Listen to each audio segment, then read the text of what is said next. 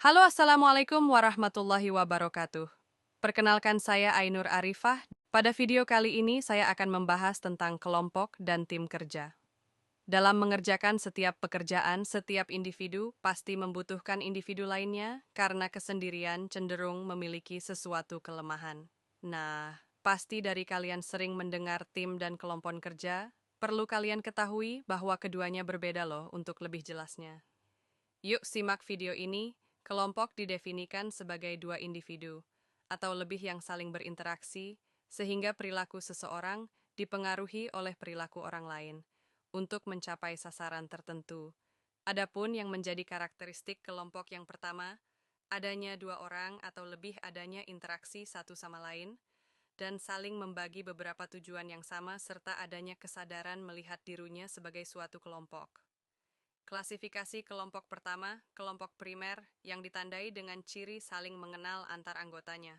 Dua kelompok sekunder yang sifatnya kurang kekeluargaan, ketiga kelompok formal yang sengaja dibuat untuk menyelesaikan suatu tugas, keempat kelompok informal, dibuat karena adanya kebutuhan kontak sosial.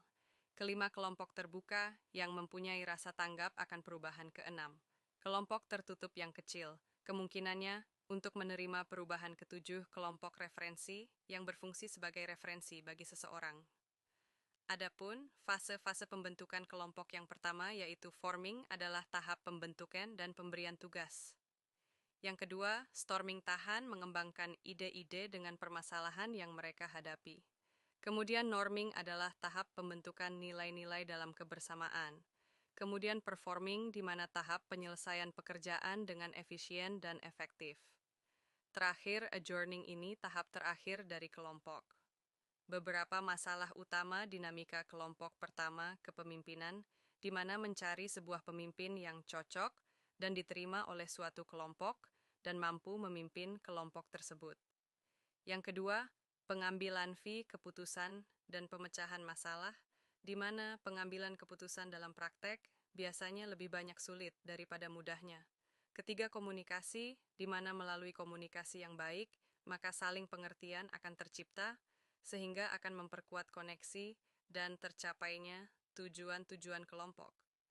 Keempat, konflik, perbedaan kepentingan, di mana perbedaan kepentingan dan harapan-harapan dalam kelompok, adapun faktor-faktor internal yang mempengaruhi prestasi kelompok satu, kemampuan fisik, di mana jika fisik terima, maka kelompok cenderung bekerja maksimal kedua, yaitu kemampuan intelektual, di mana menentukan kemampuan peserta untuk berprestasi, terakhir yaitu karakteristik kepribadian.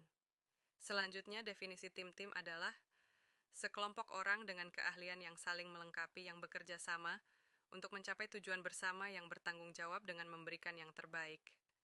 Lalu, apa sebenarnya perbedaan tim dan kelompok kerja? Kelompok kerja berinteraksi untuk membagi informasi dan mengambil keputusan untuk membantu tiap anggotanya dalam bidang tanggung jawabnya.